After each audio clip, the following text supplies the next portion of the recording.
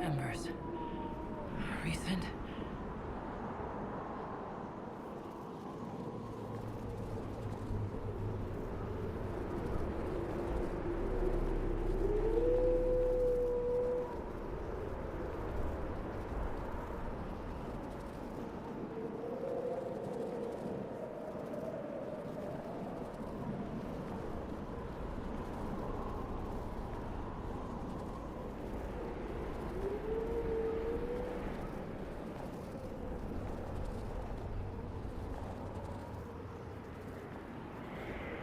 There! It's her!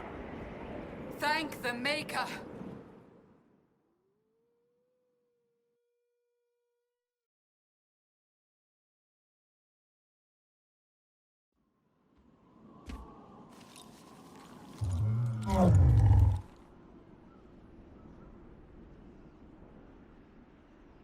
What would you have me tell them?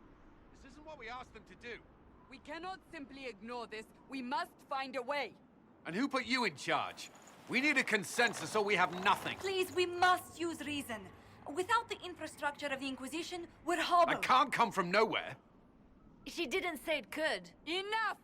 This is getting us nowhere. Well, we're agreed on that much. Shh. You need rest. They've been at it for hours. They have that luxury thanks to you. The enemy could not follow, and with time to doubt, we turn to blame. Infighting may threaten as much as this Corypheus. Do we know where Corypheus and his forces are?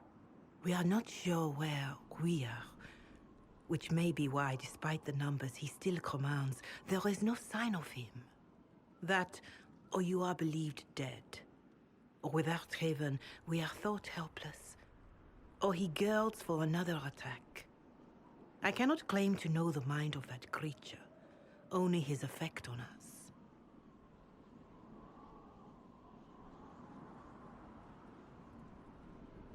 The only thing yelling gets us is a headache. Another headache. They know. But our situation, your situation, is complicated. Our leaders struggle because of what we survivors witnessed. We saw our defender stand and fall. And now we have seen her return. The more the enemy is beyond us, the more miraculous your actions appear, and the more our trials seem ordained. That is hard to accept, no? What we have been called to endure, what we perhaps must come to believe.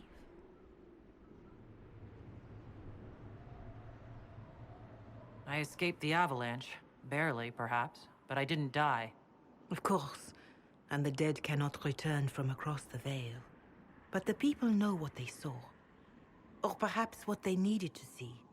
The Maker works both in the moment and in how it is remembered. Can we truly know the heavens are not with us?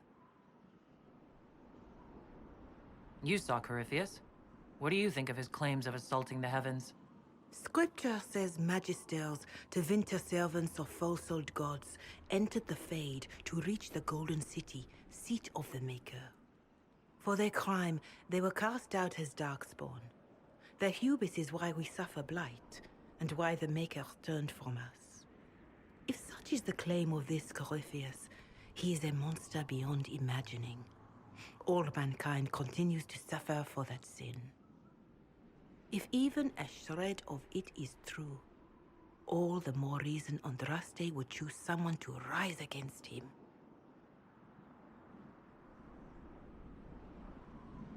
Corypheus said he found only corruption and emptiness. Nothing golden. If he entered that place, it has changed him without and within.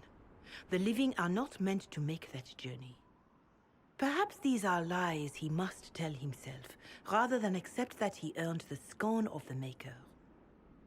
I know I could not bear such.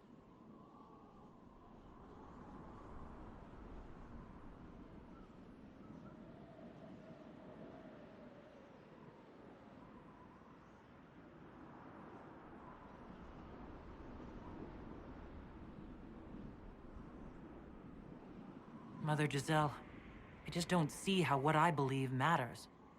Lies or not, Corypheus is a real physical threat. We can't match that with hope alone.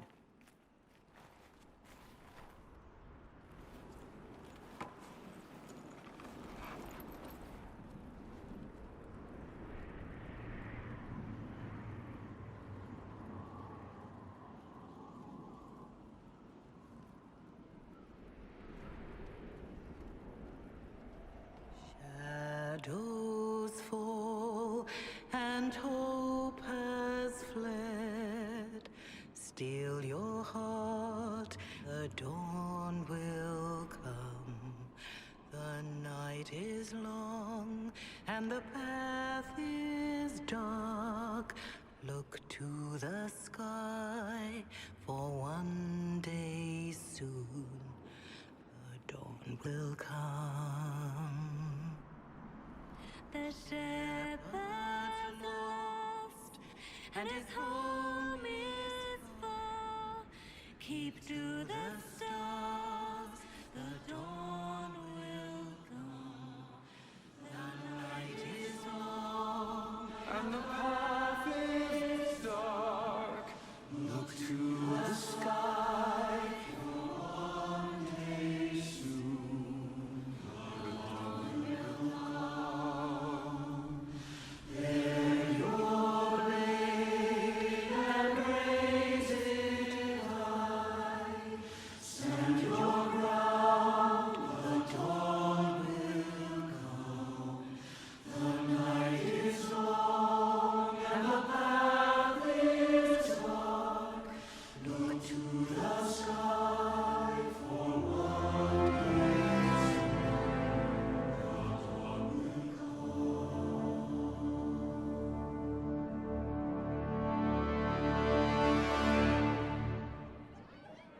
An army needs more than an enemy. It needs a cause.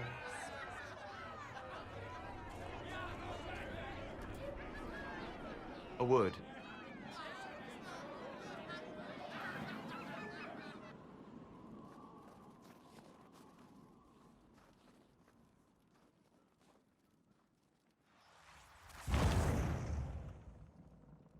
The humans have not raised one of our people so high for ages beyond counting. Her faith is hard won, Lethaline, worthy of pride, save one detail. The threat Corypheus wields. The orb he carried. It is ours.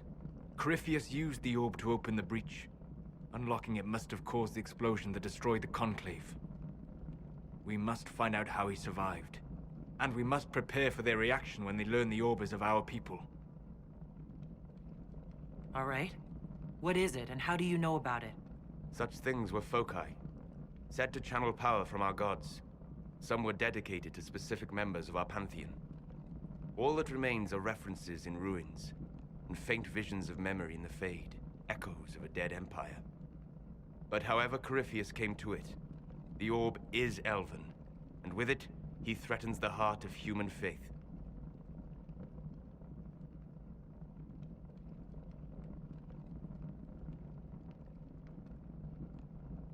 Even if we defeat Corypheus, eventually they'll find a way to blame elves. I suspect you are correct. It is unfortunate, but we must be above suspicion to be seen as valued allies. Faith in you is shaping this moment, but needs room to grow.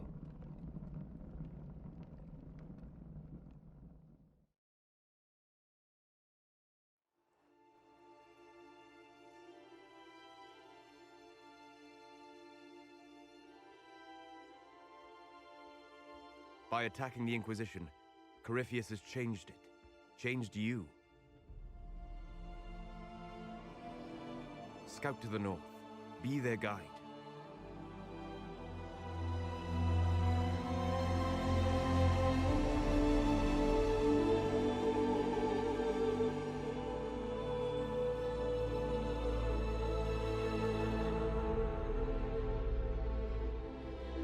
There is a place that waits for a force to hold it.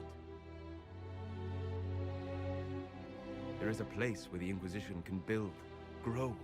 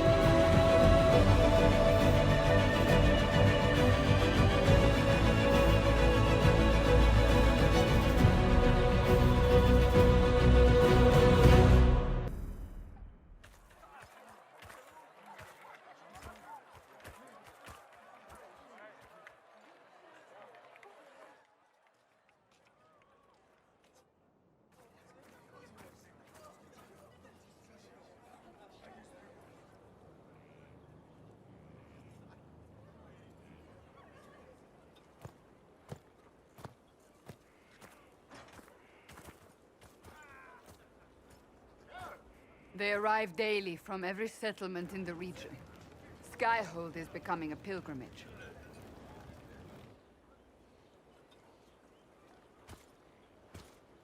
If word has reached these people, it will have reached the Elder One. We have the walls and numbers to put up a fight here, but this threat is far beyond the war we anticipated.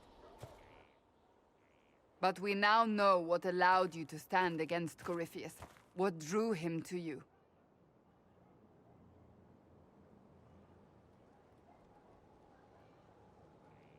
This all began with Andraste's blessing. It was that simple. Yet did her blessing grant you worthiness? Or was it given because you were already worthy? Your decisions let us heal the sky. Your determination brought us out of Haven. You are the creature's rival because of what you did. And we know it. All of us. The Inquisition requires a leader. The one who has already been leading it.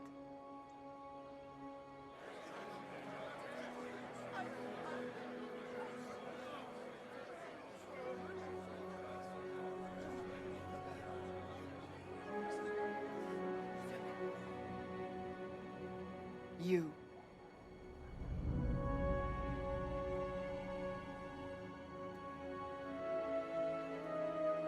You're offering this to an elf.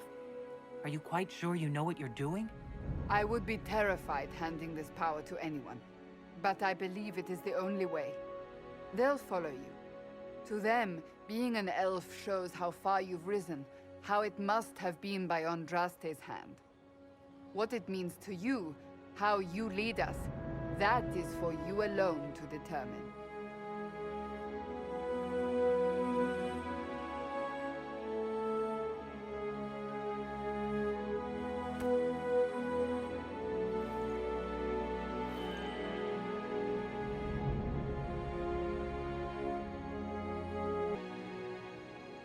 With fear running rampant, they need to see a mage standing for what's right.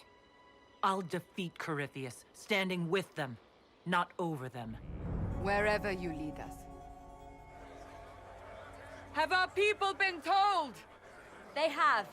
And soon, the world. Commander, will they follow? Inquisition, will you follow? Will you fight? Will we triumph? Your leader, your herald, your inquisitor!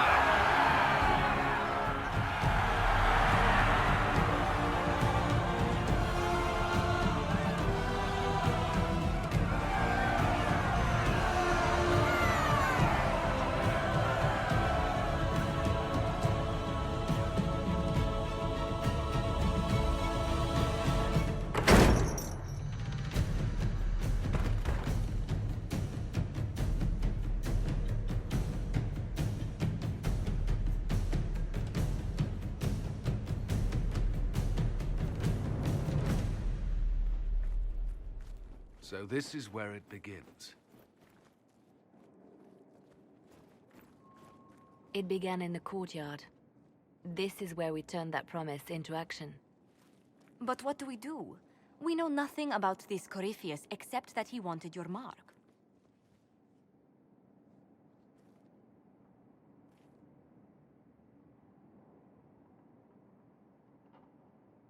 Corypheus wants to restore Tevinter. Is this a prelude to war with the Imperium? I get the feeling we're dealing with extremists, not the vanguard of a true invasion. Tevinter is not the Imperium of 1,000 years ago. What Corypheus yearns to restore no longer exists. Though they would shed no tears if the South fell to chaos, I'm certain. Corypheus said he wanted to enter the Black City, that this would make him a god. He is willing to tear this world apart to reach the next. It won't matter if he's wrong. What if he's not wrong? If he finds some other way into the Fade? Then he gains the power he seeks, or unleashes catastrophe on us all.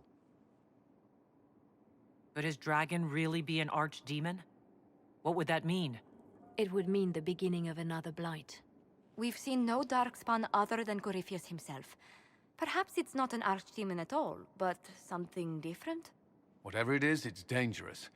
Commanding such a creature gives Corypheus an advantage we can't ignore.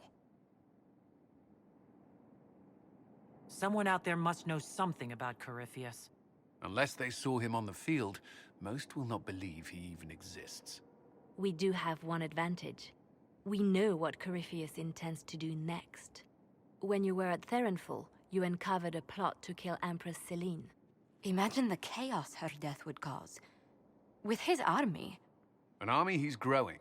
The Envy Demon gloated about a massive force of demons. Corypheus could conquer the entire south of Thedas, god or no god. I'd feel better if we knew more about what we were dealing with. I know someone who can help with that. Everyone acting all inspirational jogged my memory, so I sent a message to an old friend. She's crossed paths with Corypheus before and may know more about what he's doing. She can help. I'm always looking for new allies. Introduce me. Parading around might cause a fuss. It's better for you to meet privately, on the battlements. Trust me, it's complicated. Well, then, we stand ready to move on both of these concerns. On your order, Inquisitor. I know one thing. If Varric has brought who I think he has, Cassandra is going to kill him.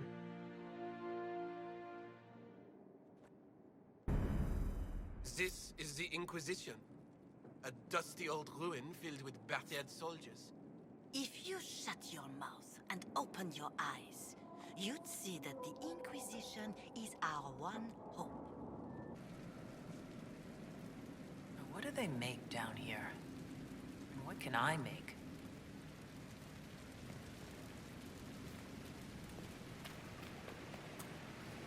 If I hear one more Fuller called a blood groove. I've walked away from too many burning buildings for one lifetime. This place, though, it'll be all right. It's Inquisitor now, isn't it? That'll take some getting used to. Everyone needs time for this transition.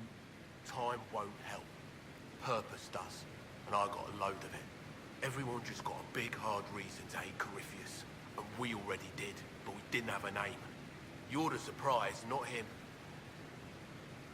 We left in a hurry. But you got into your old place. Save anything? Family hammer. It's as stupid as it sounds. It's good to be back at work. How is this place shaping up as a forge? Better than Haven ever could be. Not the way I wanted an upgrade, but ever forward. You got it all up and running? Your basics, like always. There's space here for, I don't know what. This place was built for something big. It'll be a job to fill it. I'll be back later. I'll be here.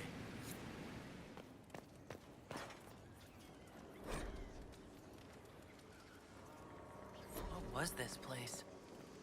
So much room for whatever was here. Hello. I need to know more about Corypheus. We spoke of this on our travels to Skyhawk. What more can I tell you? Cassandra and Varric seem more familiar with their adversary. You're a mage, you studied the Breach, and you seem to have some idea how a bastard like this might think. I'm flattered. I claim no secret wisdom, but I will guess as best I can. I would like to know more about the orb he carries. As I said, that must be the means by which he created the Breach. I suspect the blast that destroyed the Conclave was more accident than anything. The result of unlocking power that had sought release for ages. What I cannot understand is how he managed to survive such an explosion. You said that you believed the orb is elven. I never would have believed a Devinter mage could unlock such a powerful relic. It clearly enhances his abilities, giving him access to power he should never have known. Like the power to control the Archdemon. Indirectly, one assumes. Nothing in any law connects my people to the old god dragons who became archdemons. What do you think Corypheus will do next? You shamed him when you destroyed Haven. It spoiled his glorious victory. It would be worse to acknowledge that you had done so. He must continue on his course or show weakness. He will return to his plans to throw Olay into chaos, and then conquer it for Tevinter. You're sure that's what he'll do? As certain as is possible. Assuming I can plausibly predict a man who seeks to rise to godhood. And can you? The key is understanding this. No real god need prove himself. Anyone who tries is mad or lying. His deception will undo him, as it has done countless fools before. What can you tell me about the source of Corypheus's power? According to the law, the ancient Magistars of Tevinter received guidance from the old gods. Corypheus commands a false archdemon, a corrupted old god. This suggests he no longer sees himself as their minion. Some of his unique power comes from the corruption of the Blight. The rest may come from the orb he carries. I'm interested in what you told me of yourself and your studies. If you have time, I'd like to hear more. You continue to surprise me. All right, let us talk. Preferably somewhere more interesting than this.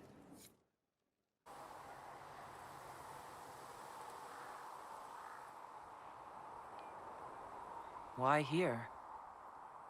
Haven is familiar. It will always be important to you. We talked about that already.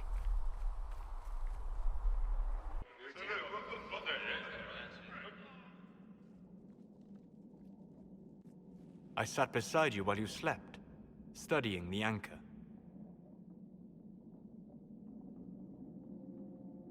How long can it take to look at a mark on my hand? A magical mark of unknown origin? Tied to a unique breach in the veil? Longer than you might think. I ran every test I could imagine. Searched the Fade, yet found nothing. Cassandra suspected duplicity. She threatened to have me executed as an apostate if I didn't produce results.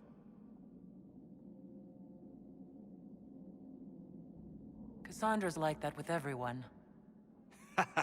Yes. You were never going to wake up? How could you? A mortal sent physically through the Fade. I was frustrated, frightened. The spirits I might have consulted had been driven away by the breach. Although I wished to help, I had no faith in Cassandra, or she in me. I was ready to flee. If you'd run, Cassandra would have been certain of your guilt. She'd have hunted you down. You are likely right. I told myself, one more attempt to seal the rifts. I tried and failed. No ordinary magic would affect them. I watched the rifts expand and grow, resigned myself to flee, and then...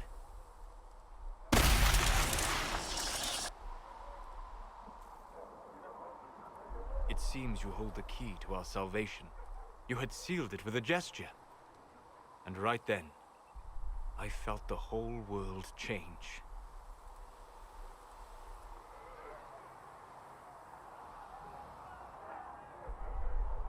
You didn't say it that way, I don't think. You just said it. Is that how you remember it? That is what I mean about perception shaping our existence. But that's only true in the Fade. Where do you think we were? This isn't real. That's a matter of debate. Probably best discussed after you wake up.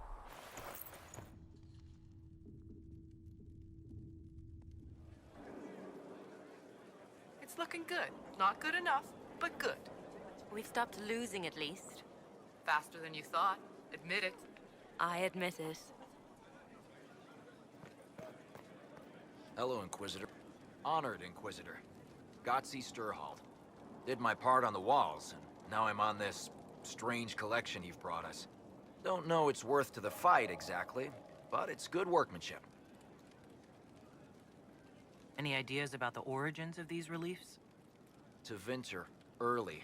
It's in the tool marks, the grain.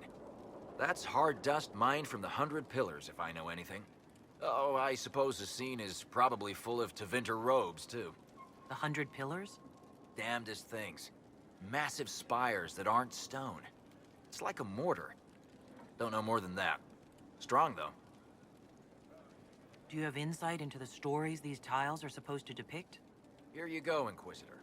I wrote up some thoughts. Hope it adds to the effort. Stone met, Inquisitor. Where did you learn your skills? Zamar. Carved a few statues in my day. And before you ask, yes, I chose to leave.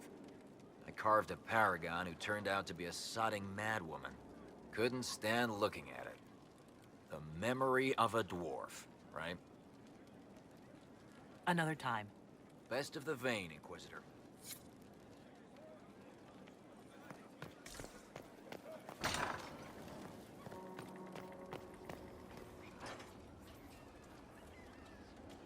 Sleep well?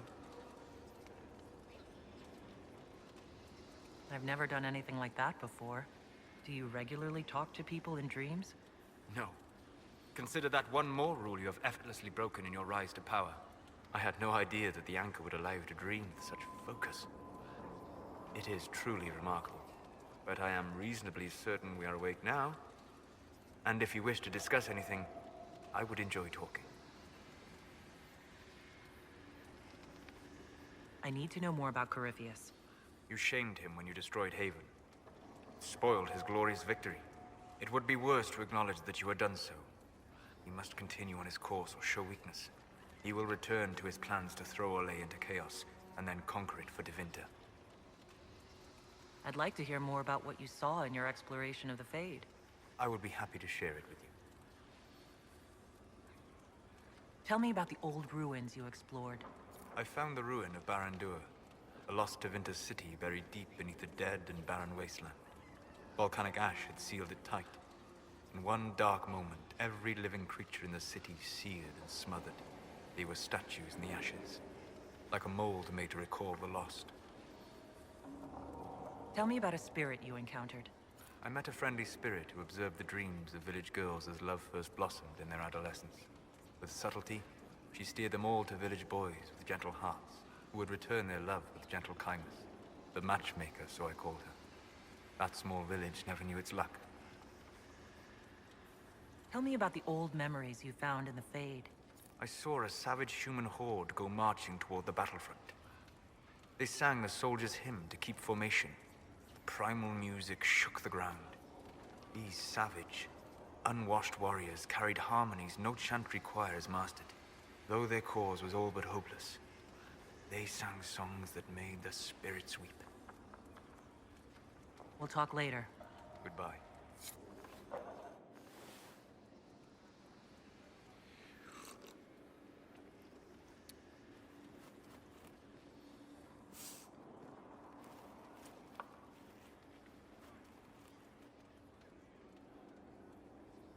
Something wrong with your tea? It is tea. I detest this stuff. But this morning, I need to shake the dreams from my mind. I may also need a favor. But you don't need anything. From anyone. You're known for that. One of my oldest friends has been captured by mages, forced into slavery. I heard the cry for help as I slept. I thought you didn't have any friends besides spirits. I don't. So who is this? My friend is a spirit of wisdom. Unlike the spirits clamoring to enter our world through the rifts, it was dwelling quite happily in the Fade. It was summoned against its will, and wants my help to gain its freedom and return to the Fade. I thought spirits wanted to find their way into this world. Some do, certainly. Just as many Orlesian peasants wish they could journey to exotic Rivain. But not everyone wants to go to Rivain. My friend is an explorer, seeking lost wisdom and reflecting it. It would happily discuss philosophy with you, but it had no wish to come here physically. Do you have any idea what the mages want with your friend? No. It knows a great deal of lore and history, but a mage could learn that simply by speaking to it in the Fade. It is possible that they seek information it does not wish to give, and intend to torture it. All right. Let's go get your friend. Thank you. I got a sense of my friend's location before I awoke. I'll mark it on our map. Here is the... Greetings to you, Inquisitor. I am to serve as assistant to any research concerns. You'll find my skills are exceptional. I hope they prove useful. You're taking over the duties of Maeve? Yes. She said she was needed elsewhere and that I should serve the Inquisition to the best of my ability. What is she doing? I wasn't told. How can you serve the Inquisition? I am to aid in the research of all creatures encountered in your efforts as leader of the Inquisition. What makes you particularly qualified? I remember being fond of animals. I don't remember why. You were made tranquil. Yes, I am tranquil. It was necessary due to a willful nature that made wielding magic a dangerous endeavor. I remember that being a difficult time, but I cannot remember why. My skills are well used in my current position. What is your evaluation of how we're doing? Adequate, based on the partial improvements to Skyhold. As you were. Yes, Inquisitor. Brilliant, isn't it? One moment you're trying to restore order in a world gone mad. That should be enough for anyone to handle, yes?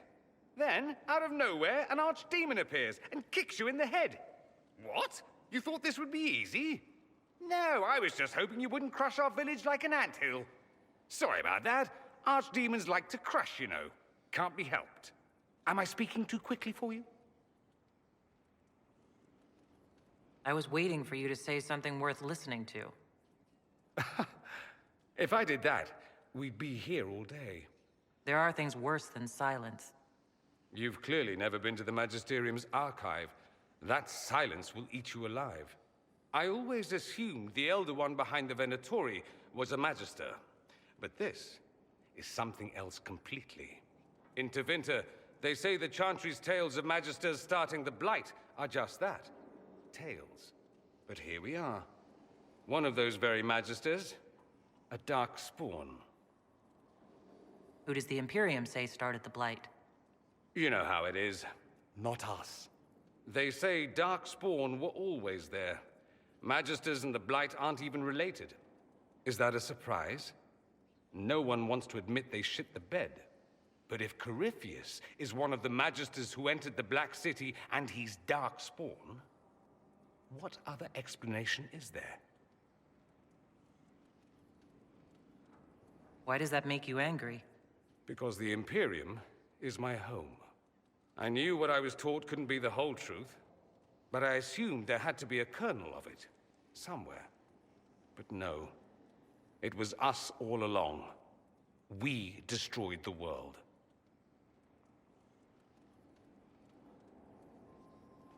So you'll just stand here and whine about it then?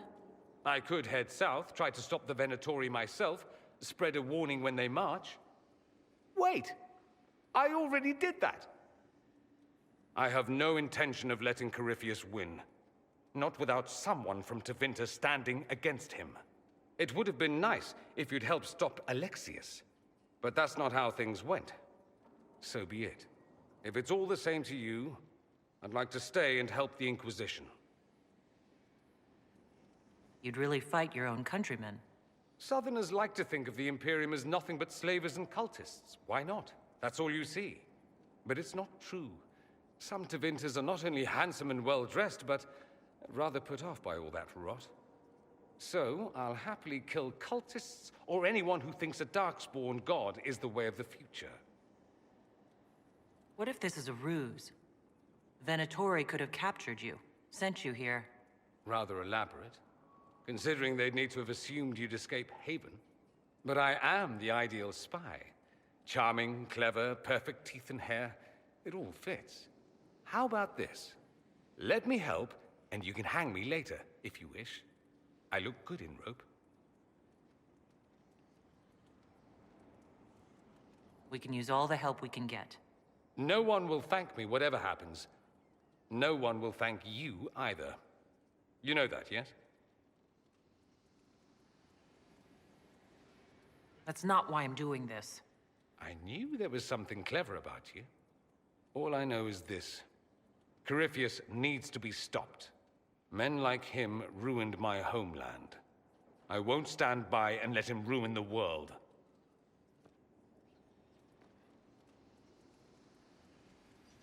Oh, and Congratulations on that whole leading the Inquisition thing, by the way.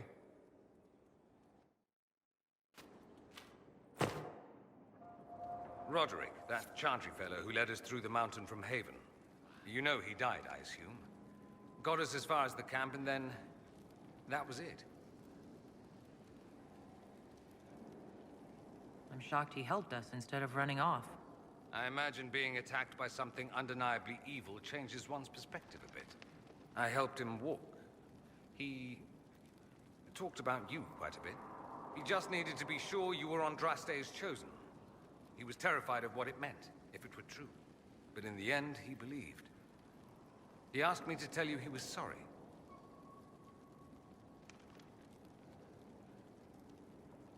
Thank you for telling me about that. I thought it was important.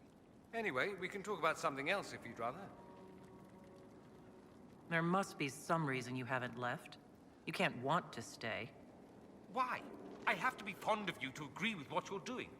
I do think you blunder about, Inquisitor, thrashing like a caged dragon at everything that displeases you. I still believe Corypheus needs to be stopped, and that I need to be here to help stop him.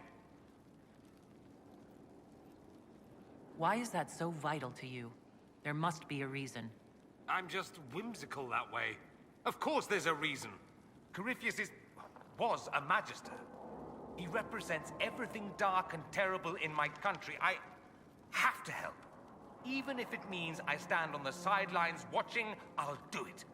I need to know he's defeated. If that's meaningless to you, then tell me to go and I will.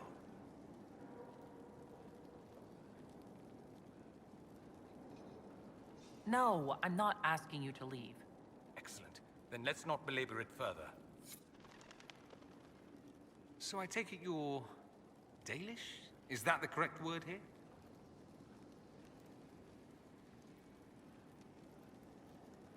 Yes, that's right.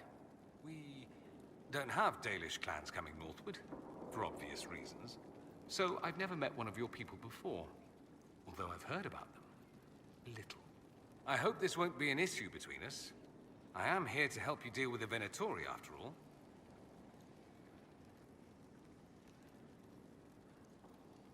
There's no need for us to dredge up the past, is there? More than it's already been. What with ancient magisters running about. Not at all. It occurs to me that I barely know anything about you. Beyond my being a mage from Tevinter, you mean? Beyond that, yes. And beyond my being so charming and well-dressed, which is obvious to anyone.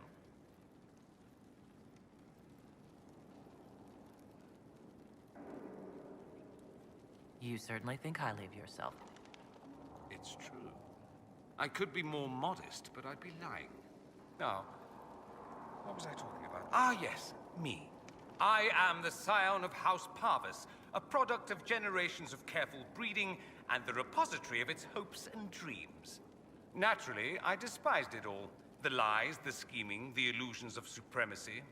That's Tevinter in a nutshell, isn't it? Needless to say, my family was not happy with my choices.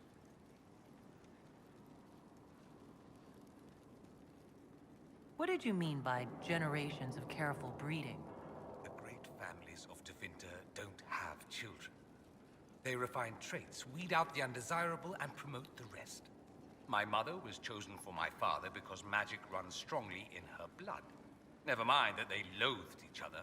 They wanted a son who could become Archon to make House Parvis the envy of the Imperium.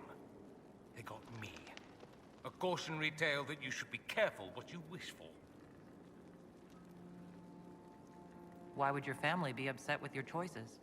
Because I rejected their idyllic plan. If they had their way, by now I'd be married to some unlucky girl from a powerful family. We'd live in luxurious despair, despising each other as I waited to take my father's place in the magisterium. I declined the honor, and thus it's best I'm far from home. Less of an embarrassment that way, you see? I'm getting the impression that you don't care much for your homeland. On the contrary, I care for my homeland a great deal. There's so much potential. Sadly, we squander it. We refuse to acknowledge how far we've fallen because pretending is easier. We pretend the Qunari can be beaten. We pretend that we're superior to everyone, even our own people. Not everyone feels that way. I don't. Sadly, we're the minority.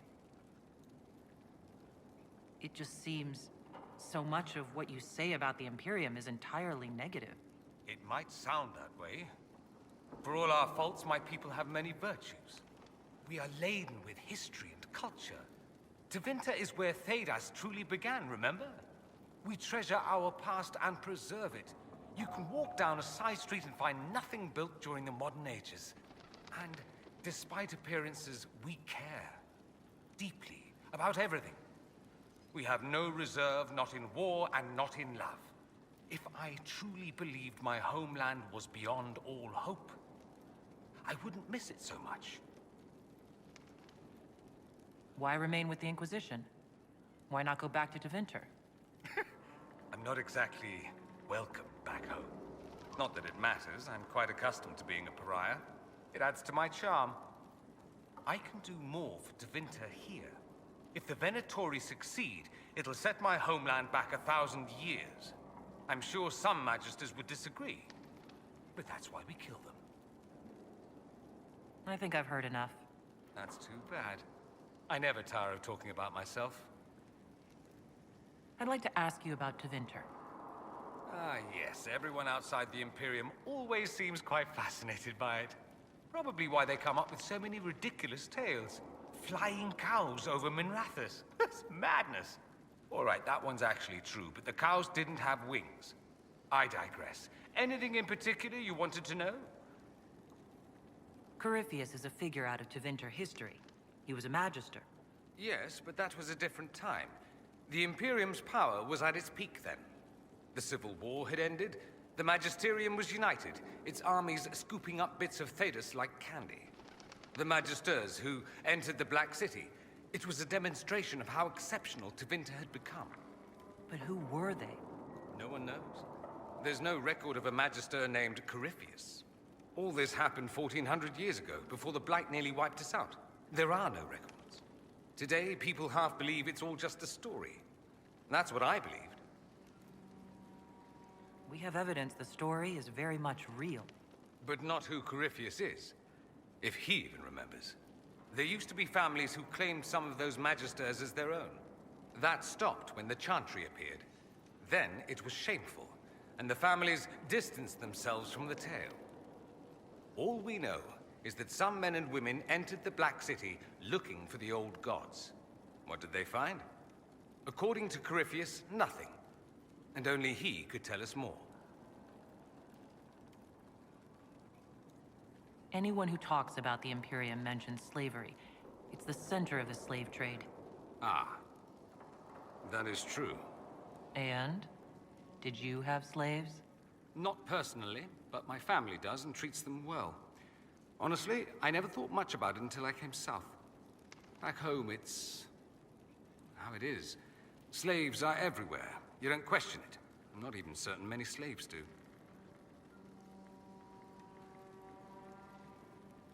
That's it? You don't question it? In the south, you have alienages, slums, both human and elven. The desperate have no way out. Back home, a poor man can sell himself. As a slave, he could have a position of respect, comfort, and could even support a family. Some slaves are treated poorly, it's true. But do you honestly think inescapable poverty is better? At least they're free. They don't have slavery forced on them. You think people choose to be poor and oppressed? I doubt it. I don't know what it's like to be a slave, true. I never thought about it until I saw how different it was here. But I suspect you don't know either. Nor should you believe that every tale of Tevinter excess is the norm. I'm wondering if the Imperium would be a useful ally. I'd think you'd be more concerned whether or not they'd support the Venatori. They won't, of course. At least, not officially. They'll disavow all knowledge of dangerous cultists. Secretly, many Magisters will rejoice at the idea. And if the South falls to chaos in the meantime, all the better. It would be in the Imperium's best interest to help. Surely it could use allies. I think the Imperium gave up on the idea of allies a long time ago. We've been fighting the Qunari for what? 200 years off and on? It's a point of pride that we go it alone. They'll sneer at the South behind their silk handkerchiefs and say, "You've had it easy for far too long." Let's not forget that the Inquisition seems to be an arm of the Orlesian Chantry. Anathema so far as they're concerned. We're not part of the Chantry. The Chantry opposed the Inquisition's formation. You think that matters? Don't be silly. The Herald of Andraste. Your very title smacks of the Southern Chantry. You may as well be a heathen. I think they're far more frightened what you'll do if you succeed. Just how often is blood magic used there? Oh, not at all. Not at all? That's what any Magister would tell you. They'd be convincingly offended by the notion, too. Of course, what people call blood magic here, and what we consider blood magic, are two different things. What's considered actual blood magic in Tevinter? Blood magic isn't inherently dangerous. Using your own blood or that of a willing participant, what's the harm? The problem is that what's permitted only gets you so much power. And what if you need more? You always need more. That's where we get into sacrifices and demon summoning. None of that is done. Not officially. Behind closed doors, it's a different story. Real blood magic can give you an edge, a leg up against your opponents. It's safe to assume that any mage of rank does it. The rest are quietly shut out of power, to put it bluntly. You'd think the Templars would object. I imagine they did, long ago. Once, their investigations might have been sincere. Then their balls were cut off. Too inconvenient. Nowadays, only the friendless are accused. And most of them probably innocent. There must be some mages who oppose this. Of course. I do. And I'm not entirely alone. Occasionally, there'll be a Magister who makes noise. And then the reform talk begins. All very patriotic. Meanwhile, that Magister will be quietly shunned. Chances are, surprise, it's learned he was a Maleficar all along. Most learn to keep quiet. Me? I enjoy the allure of pariahhood. It seems strange that an entire empire would be ruled by mages. Strange? Why are you less qualified to rule than some tart with a fancy crown? Actually, the fiction in the Imperium is that mages don't rule. The Magisterium rules. That Magisters are all mages is considered a convenient technicality. What is the Magisterium, exactly? The upper house of the Imperial Senate, and the only part worth having a seat on. Those seats are split among the circles of Magi, the Chantry, and the major families. All mages now. It's odd that outside the Imperium, you use Magister like it applies to every Tevinter mage. If you're not a Magister, then what are you called? No special title? I'm an Altus, which is almost as good as a Magister, depending on who you ask. I've never heard of an Altus.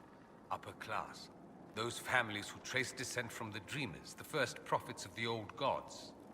If you're a mage and you're not Altus, then you're Laetan, lower class. If you're not a mage at all, you're Soperati. That's everyone else. We do love our fancy words. I thought the Archon ruled over the Imperium. Well, yes. Technically, he can overrule laws passed by the Magisterium, but that never happens. Even so, he gets to appoint new Magisters, which means all the families vie madly for his favor. Thus, the Archon gets invited to all the parties. The truest path to Tevinter influence, let me tell you. If it's a fiction, that means mages do rule then. Yes and no. Let me put it this way. Mages do rule, but not all mages are equal. If you're not from the right family, chances are you don't rule anything. Maybe you're even a slave. The idea that anyone could be a mage, however, keeps the masses placated. Can anyone be a mage? Technically. The potential runs mostly in bloodlines, but it's been known to happen. More importantly, commoners believe it can. Tevinter legend is chock full of mage heroes from humble origins. So they hold out hope. Someday my son or my son's son will be a mage. Someday. Poor sods don't realize that means he'll be a quaestor at the arse end of the 100 Pillars, at best. Being a quaestor isn't a good thing? I imagine the average non-mage likes to think so. Counting numbers and shuffling papers all day is better than many occupations after all. If you're a second-class citizen among a pack of piranha, however, your outlook changes. Let me ask you something else. Of course. There's an Imperial Chantry, isn't there? With its own divine. You people aren't supposed to talk about the Black Divine, are you? If you mention him outside the Imperium, people make that face, like you're urinating in public. But yes, we do have the Chantry, or a version of it. Night and day comparing it to yours. Is the Imperial Chantry so different from ours? Not in theory. The main difference is in the whole magic is meant to serve man, not rule over him business. Back home, ruling the unwashed masses is serving them, for the good of the Imperium. Perhaps it started with good intentions, but these days it's academic. The circles are in command. There are circles of magi in the Imperium? We don't have dismal little mage prisons, if that's what you mean. They're academies, prestigious ones. We have Templars as well, but they don't cancel spells or whatever your Templars do. They're soldiers. They don't use lyrium? Ha! As if there'd be any left for them. They watch for abuse of magic, yes, but only those who are weak or who fall out of favor get dealt with. Mostly they enforce the Magisterium's edicts. The Chantry smiles and nods from the sidelines. Do you really call him the Black Divine? We don't call him that, oh no. In the Imperium, he's the true divine. The woman sitting on the Sunburst throne is some backwater pretender. It all stems from a disagreement over Andraste. Marvelous, isn't it? Why would they disagree over Andraste? It's not my field of expertise, but the Imperium believes Andraste was a mortal woman, a mage. Down south, they say, no, she's the bride of the Maker, ascended to his side, divine provenance, a blah blah blah. We feel better believing Andraste was one of us. Makes executing her less damning, you see. So we elected a man as divine, the South declared war, and we've been feuding cousins ever since. So, the Imperial Divine is always a man? All the better to distinguish him from that other one, yes. Don't think there aren't a number of female magisters who bristle at that. Why can't they be divine after all? Same reason you never see a man on the Sunburst throne. Because that's how it's always been done. Excellent reasoning. Do you consider yourself Andrastian? Ah. The big question. It might surprise you that I do consider myself Andrastian. I simply do not believe in the Chantry. It is a relic, whether back home or here in the South. Something from a bygone age desperately clinging to relevance. It's not an opinion that makes me popular. I share your opinion, actually. That's not surprising, considering what the Inquisition represents. I'll say this. I may not believe in the Chantry, but I believe in you. In me? That the Maker sent you, whether through Andraste or fate. Cassandra is not wrong. You are what we needed most at the moment we needed it. That's what they will say in ages to come. You don't seem like the religious sort, to be honest. If you define religious as sitting in a chantry and listening to a blithering hen tell you how to live, then no. If you define it as believing in the possibility that something larger than yourself exists, then yes, by all means. The world is bigger than I, even bigger than you. It laughs at all the things we think we know. The Maker doesn't need me to believe, but I do. The thought of no one at all watching out for us is too frightening. Let me ask you something else. So many questions. That's all I wanted to know. Fair enough. I should go. Naturally.